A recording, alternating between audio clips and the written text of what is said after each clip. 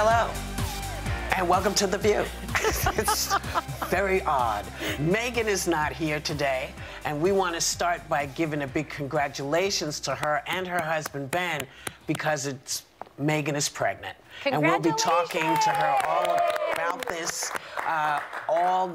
later this week. It's really kind of wonderful, given everything that's happened to her before with pregnancy. So we're thrilled about that. And even more thrilling, because she's joining us now from week 2 of her self-isolation. Please welcome the incomparable, the amazing, the very, very mixed, Joy Behar. Joy! Hey, Joy! Hi. Hello, everyone. How are you all? How you doing? You look so thrilled, Joy.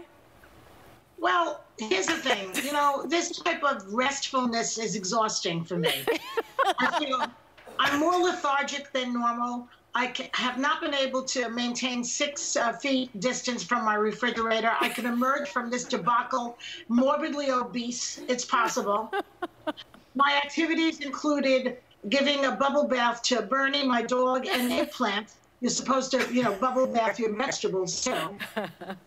There was a Zoom session last night with people that I normally have great conversations with, and I had a glass of wine, and I totally fell asleep. I mean, I can't even get myself roused to get out of the house and clean up, which I have been forcing myself to do. Yeah. So that's what I'm doing. I find it very annoying, very enervating, and my hatred for Trump is increasing on a regular basis. Just quiet. Well, Joy, I think everybody is sort of going through something quite similar. I know, Sarah, you got a 4-year-old, a 2-year-old, and a not yet 1-year-old at home. How you doing? Well, there are good days and bad days. Yesterday was one of those bad days. I think when you just feel like you're trying to find structure for kids that are thrown on what to expect. They're not quite old enough to understand, but they know things are different. And it was one of those days where we tried to seek order and use some of the school's videos to help us run school, and that didn't work out well. So I was on the phone cooking, crying to my mom, saying I failed today. So you just kind of like keep everyone alive, keep everyone protected, keep the morale good, and then hope you're better the next day. So here's to Monday being better than Sunday. Well, every day is going to be different. Yeah. Just like every day the kids are different. They are interested on one day, they're not interested the next. This is the way of children. And children trapped in an apartment or trapped in a house is never going to be perfect. But now, Sonny, you seem to have found a great way to handle everything, because you did your first virtual happy hour this weekend. I did. It was so much fun. I got on Zoom. I was invited to 2 happy hours, actually. I was invited to sort of like a Netflix party type happy hour where we all agreed to watch one movie and we drank and watched the movie together. And then I was also invited just to sort of a cocktail hour with some friends. We were all over the country and we drank together and we talked together. Of course, we spoke a lot about the coronavirus, but one person talked about how he met someone online. As Sarah, remember you were giving that advice? I'm telling you. He met someone that he really likes online. There are a couple of doctors that I know, and they were talking about some information that they got, and it was so much fun. And it lasted for about 2 hours. And I also participated in D. Nice's club quarantine. Yes. And it was so much fun. Yeah. I mean, Manny and I were dancing. The kids started dancing. And I know Michelle Obama was on it, and Joe Biden actually popped in, and Natalie Portman. I saw Queen Latifah on there, Gab Union, and it was so much fun. I mean, I was sweaty by the end of it, as were my kids. I want to ask Sonny a question. Yes. What kind of meds are you on?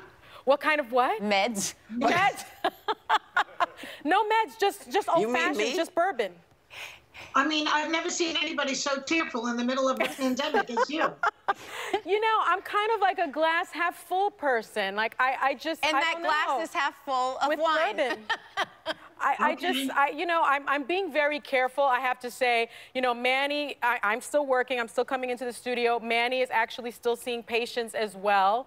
And when we come home, Manny's used to doing this. He wears his scrubs and he takes off his clothes before he enters the house and washes all of his clothes and takes a shower. I really do the same thing. And when so he comes in the house buck naked? Yeah, he's in the, you know, he's in the entryway and he takes his clothes off and puts them in our mudroom, and I do the same thing. And we have robes. Should have married a doctor. This lawyer we have robes that we keep there, and my mom is quarantined. You know what? I didn't realize that being on television was an essential industry. I really didn't. Yeah, media. Wait, we didn't check in with Whoopi. Whoopi, what are you doing?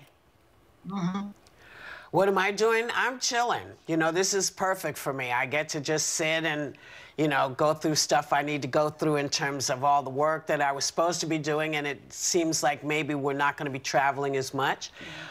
Just, you know, listening to my books, doing my Audible thing, watching some television, not a whole bunch. And I have decided to toss my toothbrush because, you know, when you get the flu or something, you should always toss the toothbrush that you've been using because it just sort of moves stuff around your mouth. So I'm advocating, if you can, if you're sick or you might think you're sick, get rid of your toothbrush, start with a clean toothbrush. Don't share toothbrushes. I don't know how many people do, but it's freaky.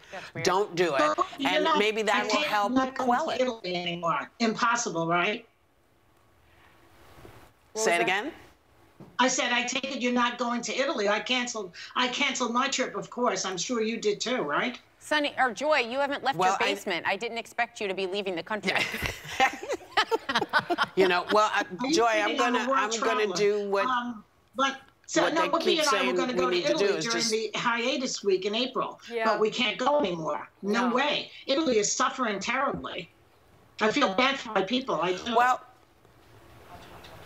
it's, you know what?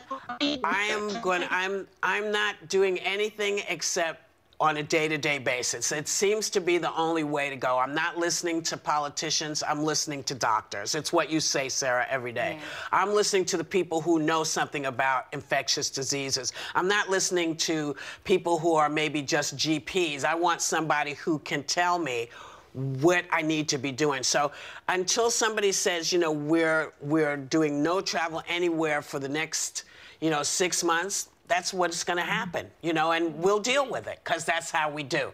That's how we do. Go ahead, Sonny. And of course, you can always just have a virtual cocktail with friends. Yeah, right? you can Zoom right to Italy. Or roll something up.